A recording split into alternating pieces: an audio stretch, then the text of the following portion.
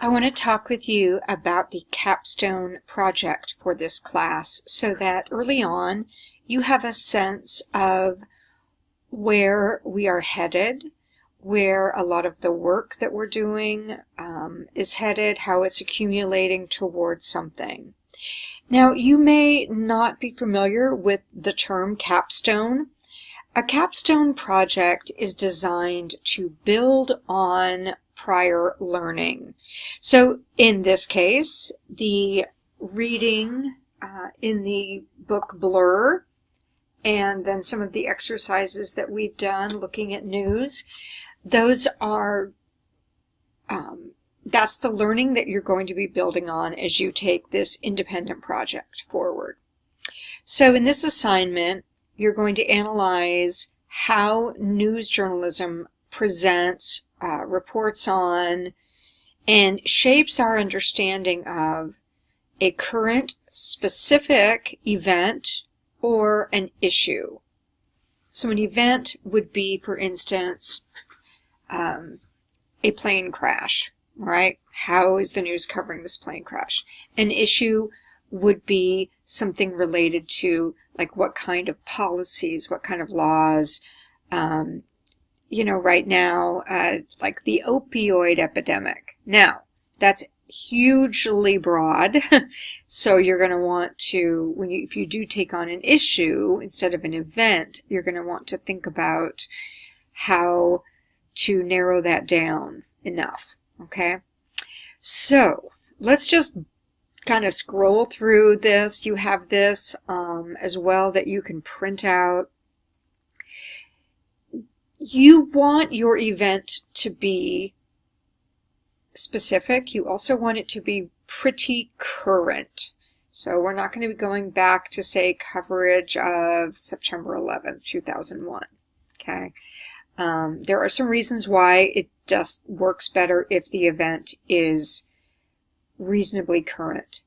Keeping in mind that if it happened last month or last week, it may be harder for you sometimes to find news coverage that, especially if it's just in like the last week. If it's something, it can be a little more challenging. So think about in the last, say, 12 to 18 months, in the last year, roughly. So you are going to have assignment sheets. In fact, I've linked to those in this document for each of the components of this capstone project. I want to take a look with you at this important note. This project is about how news journalism covers an event or issue, not about your ideas regarding the issue or the event itself. I'm bringing up an example from a few years ago. If you wanted to write about the Sandy Hook Elementary School shooting, you would need to keep your focus on how that school shooting was covered in the news, not about, for instance, your ideas about gun control. Okay, so this can be, and especially, well, yes, especially if you choose an issue, it can be hard to keep your focus solely on the news coverage of the issue. And this is not to say that you are not allowed to have opinions, but what happens is if you spend a lot of pages writing about those, you don't leave enough space and you don't actually do the work of analysis of the news coverage.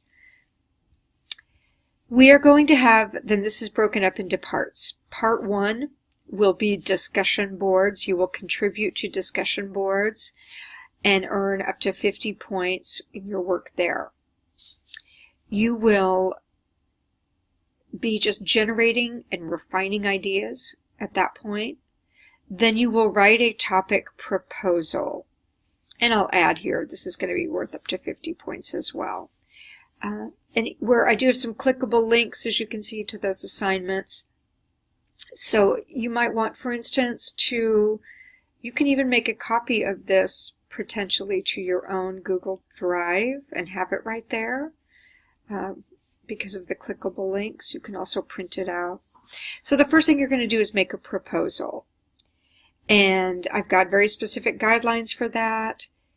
I will respond to your ideas and let you know whether your topic is accepted or whether it's accepted with modifications or further work. Now, students do tend to find that their ideas evolve, sometimes change, and one of my favorite things to say is, if you never change your mind, what's the point of having one? So it is entirely possible that your ideas will change. Do not feel that the proposal locked you in to one way of thinking. Feel free to communicate with me as you do change, adapt, refine your ideas. Feel free to message me about that. You're also going to be putting together an annotated bibliography.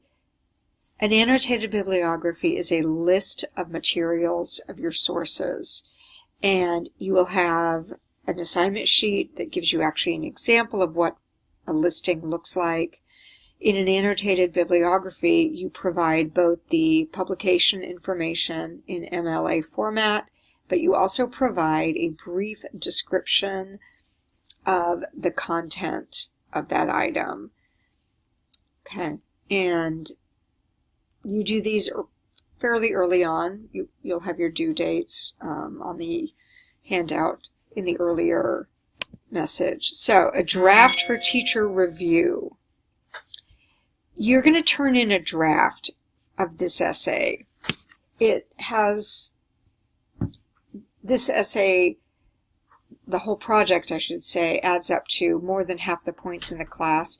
So I will read and comment on a draft of yours. This is a requirement, all right? It's not optional that I read a draft.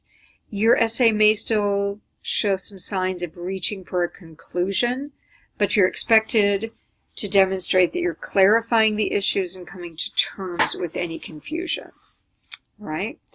We're going to have some peer group workshops that you'll be reading other students' work and responding, and you will be also writing about how you're using peer feedback, and then the final draft and the writer's memo.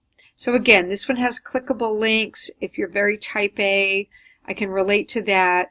Feel free to go ahead and take a look at these, but don't let this overwhelm you. This accumulates over the rest of the quarter, basically.